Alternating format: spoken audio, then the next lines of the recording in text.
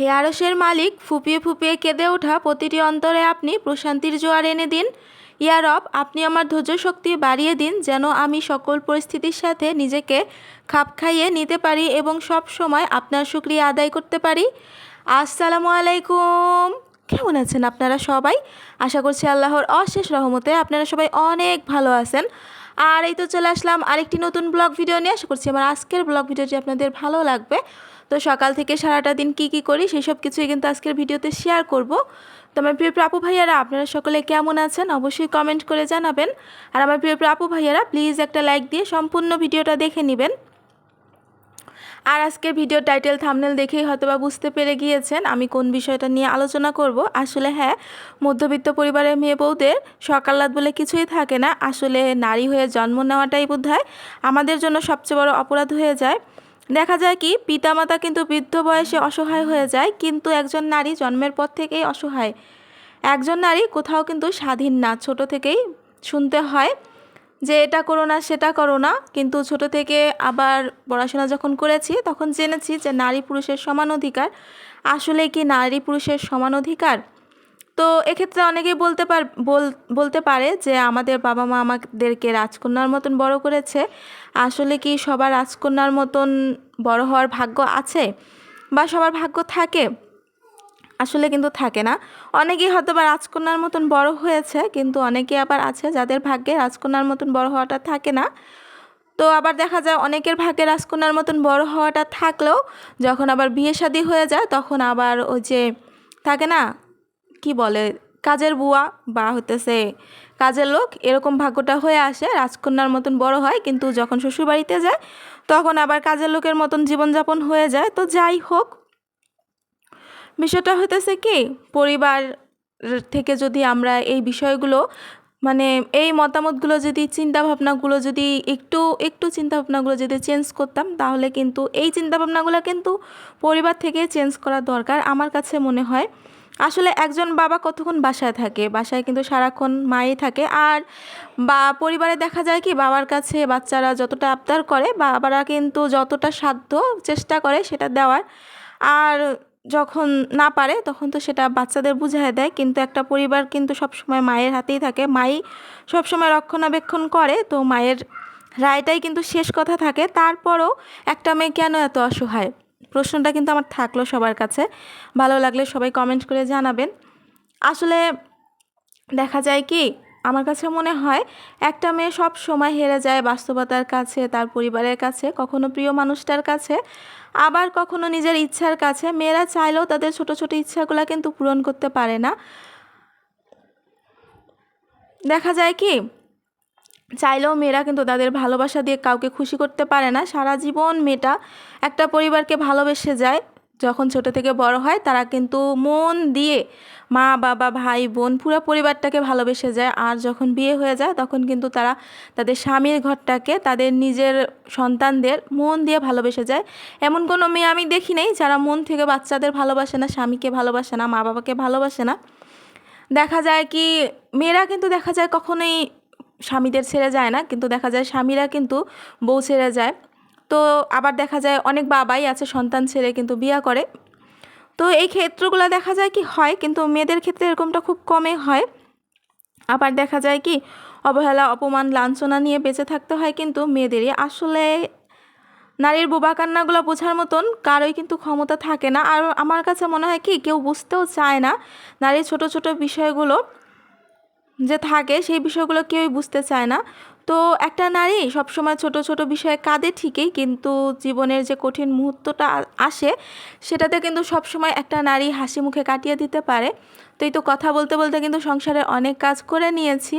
তো কথা আর কাজের সাথে কি কি কাজ করেছি সেগুলো কিন্তু আর বলা হয়নি, কারণ আজকে যেহেতু নারীর বিষয়টা নিয়ে আলোচনা করতেছি সেই জন্য কিন্তু নারীর বিষয়ে এতটাই কথা বলে ফেলেছি। তো আবার আমাদের ইসলাম ধর্ম কিন্তু নারীদের ক্ষেত্রে অনেকটাই গুরুত্ব দিয়েছে।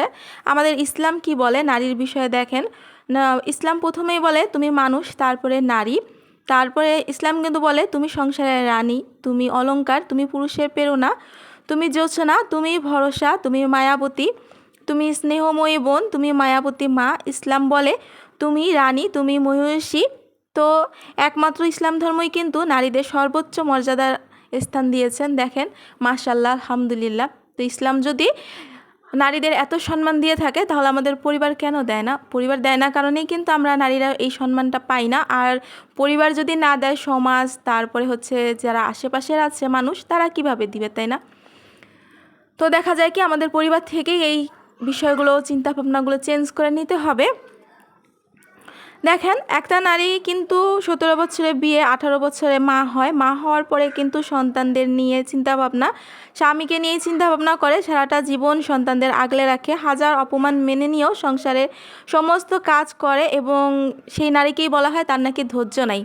আমি সব ক্ষেত্রে শুনি একজন নারীর নাকি ধৈর্য নেই। আসলে কি তাই? নারীর ধৈর্য না থাকলে এত বড় একটা সংসার, এত বড় সংসার, এত মানুষ, শ্বশুর শাশুড়ি, তারপরে আপনজনেরা সবাই কোথায় যায়? ওই নারীটার কাছেই কিন্তু আসে। একটা নারী কিন্তু পুরো পরিবারটাকে সামলে রাখে। তারপরে একটা নারী চাকরি করে, অনেকে আছে যারা চাকরি করে সব কিছু সামলিয়ে। তো আমি কিছুদিন আগে এক আপুর ভিডিও দেখছি, আপু চাকরি করে আবার সংসার সামলায়, তারপরে তার পরিবারের সম্পূর্ণ খরচটাই কিন্তু সেই আপুকে দিতে হয়। তাহলে কি সেই আপুটার ধৈর্য নাই? হ্যাঁ, আসলে কিন্তু আমাদের চিন্তাভাবনাগুলোর মধ্যে অনেক বেশি নেগেটিভিটি কাজ করে। এই কারণে কিন্তু আমরা বলি নারীদের ধৈর্য নেই। একটা নারী অনেক ধৈর্য নিয়ে নিজের সংসারটাকে সামলায়। একটা পুরুষকে একটা দিনের জন্য সংসারটা ছেড়ে দেওয়া হোক, কি হাল করে দেয়। দেখেন, যদি বলা হয় যে আজকে আমি রান্না করতে পারবো না, যদিও আমাদের ফ্যামিলিতে এরকমটা হয় না, অনেকের ফ্যামিলিতেই কিন্তু হয়, দেখা যায় সেই রান্নাঘরটা কিন্তু আর রান্নাঘর থাকে না, জাস্ট সে রান্নাটাই করতে পারবে। এই এই বাসন এলোমেলো, তারপরে রান্নাঘরে সব কিছুই কিন্তু এলোমেলো করে ফেলবে একজন পুরুষ, যদি রান্নাঘরটা দেওয়া হয়। তারপরে যদি বলা হয় বাচ্চাদের সামলাবা, একটা দিনের জন্য যদি একটা নারী বাচ্চা রান্নাঘরে সব ছেড়ে চলে যায়, তাহলে কিন্তু সেই সংসারটার কী হাল হবে, সেটা কিন্তু আমি কিন্তু গ্যারান্টি দিয়ে বলতে পারি অনেক খারাপ একটা অবস্থা হয়ে যাবে। তো যারা পারে, অনেক পুরুষই আছে কাজ করতে পারে, আর যারা পারে না, সবাই কিন্তু পারে না, কিছু কিছু পুরুষ পারে, আর যারা পারে না তারা কিন্তু পুরাই বেহাল করে দিবে। তাহলে কি নারীর ধৈর্য নেই? এই ধৈর্য নিয়ে পুরাটা সংসার পরিপাটি করে রাখে, সব কিছু সে কিন্তু পরিপাটি করে রাখে। এত সুন্দর একটা সংসার কিন্তু হয় একটা নারীর কারণেই। বাইরে থেকে দেখা যায় কি সংসারটা অনেক সুন্দর, কিন্তু সংসারটা গুছানোর জন্য কিন্তু অনেকটা ধৈর্য, অনেকটা পরিশ্রম। সারাটা দিন, রাতের 12টা 1টা, এমনকি সময় আছে বাচ্চা অসুস্থ থাকলে কিন্তু সারা রাত্রে একটা নারী কিন্তু ঘুমাতেও পারে না। আর এই সব কিছুর মধ্যে বেশিরভাগ সময় দেখা যায় কি মধ্যবিত্ত পরিবারে নারীরাই কিন্তু বেশি ভোগান্তিতে থাকে। দেখা যায় মধ্যবিত্ত পরিবারের নারীরা হচ্ছে কোনো সকালাত তো দূরের কথা, চাকরি করতে যেতে পারে না। বিয়ের পরে বলা হয় তোমার চাকরি করার দরকার নেই, সংসার সামলাও, বাচ্চা সামলাও। এজন্যই কিন্তু আমি এতগুলো কথা বললাম। এই সব ভোগান্তিতে কিন্তু বেশিরভাগ সময় মনে হয় যে মধ্যবিত্ত পরিবারের নারীরাই থাকে। এই জন্যই কিন্তু আমি বলেছি যে মধ্যবিত্ত পরিবারে মেয়ে বউদের কোনো সকালাত থাকে না। টাইটেলের সাথে কিন্তু মিল রেখে কথাগুলো বললাম। এই সব কথাগুলো কিন্তু বেশিরভাগ সময় মধ্যবিত্ত পরিবারের মেয়ে বউদের কাছে যায়। দেখা যায় কি বড়লোক পরিবারে তো তাদের কোনো চাহিদা অপূর্ণ থাকে না, তারা যা চায় তাই দেয়। আর গরিব যারা থাকে তারা তো কারো কাছে চাইতে পারে বা তারা কাজ করে নিতে পারে, কিন্তু মধ্যবিত্ত পরিবারে দেখা যায় না চাকরি করতে যাইতে পারে, না কারো কাছে চাইতে পারে, মুখ বুঝে কিন্তু সবটাই সহ্য করে নিতে হয়। আর এই যে কথা বলতে বলতে কিন্তু অনেক কাজ করে নিয়েছি, রান্নাবান্নায় চলে এসেছি, লাল শাক ভাজি করে নিয়েছি, আর এই যেখানে কাঁকরোল আর আলু ভাজি করে নিতেছি। তো আজকে আর রেসিপি আকারে সেরকম কিছুই শেয়ার করলাম না।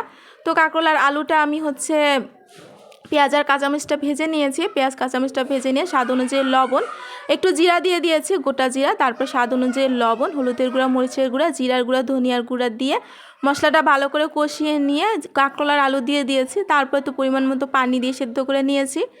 আর এই যে আমার দুপুরে রান্নাবান্না, ডাল, তারপরে হচ্ছে লাল শাক ভাজি, আর হচ্ছে কাঁকরোল আলু ভাজি, এই কিন্তু ছিল আমার দুপুরে রান্নাবান্না। তা আমি কিন্তু আজকে অনেক কথাই বলে ফেলেছি নারীর বিষয়ে। যদি আমার কথায় কোনো ভুল ত্রুটি থেকে থাকে প্লিজ সবাই ক্ষমা সুন্দর দৃষ্টিতে দেখবেন। তো আসলে নারীর বিষয়ে বলতে গেলে আমরা তো নারী, এজন্য কিন্তু অনেক কিছু বলতে পারছি। আর দেখা যায় কি আমাদের অনেক কিছুই সহ্য করে চলতে হয়, মানিয়ে নিয়ে চলতে হয়। অনেক সময় দেখা যায় যে আমরা বলি যে সংসারের কোনো কথা মানুষকে বলতে হয় না, তারপরে এইটা না সেইটা না বলা যায় না, এটা করা যায় না। আসলে কি সব ক্ষেত্রে না বললেও না, আবার অনেক ক্ষেত্রে বলতে হয় না। তো অনেকে আছে, অনেক আমরা তো গ্রামগঞ্জে দেখি যে এই বাড়ির কথা সেই বাড়িতে, সেই বাড়ির কথা সেই বাড়িতে নিয়ে কিন্তু বের হয়, কিন্তু আমরা কিন্তু সেরকমটা আসলে করি না, আর আমরা বলতেও চাই না সেরকম কিছু। আর এই যে সন্ধ্যার নাস্তা নিয়ে বসে পড়েছি, কেক আর চা, আর নাস্তা খাওয়ার পরে আমি একটু বাইরে গিয়েছিলাম। তো বাইরের ওয়েদারটা অনেক ভালো ছিল। আর দেখা যায় কি একা একা থাকি তো একটু বাইরে বের হলে ভালোই লাগে। এই যে স্নিগ্ধ বাতাস, আর এই যে এই সময়টাতে না একটু বের হতে ভালোই লাগে। এই সময়টা বের হয়ে আমি বেশিক্ষণ থাকি না, জাস্ট 10-15 মিনিট। তো এই যে এখানে এভাবেই কিন্তু রিক্সা নিয়ে একটু ঘুরি। তো আমার ব্লগ ভিডিওটা কেমন হয়েছে, ভালো লাগলে অবশ্যই কমেন্ট করে জানাবেন। আর এই যে আকাশটা দেখেন কত সুন্দর লাগতেছে। তো সবাই ভালো থাকবেন, সুস্থ থাকবেন। আসসালামু আলাইকুম, আল্লাহ হাফেজ।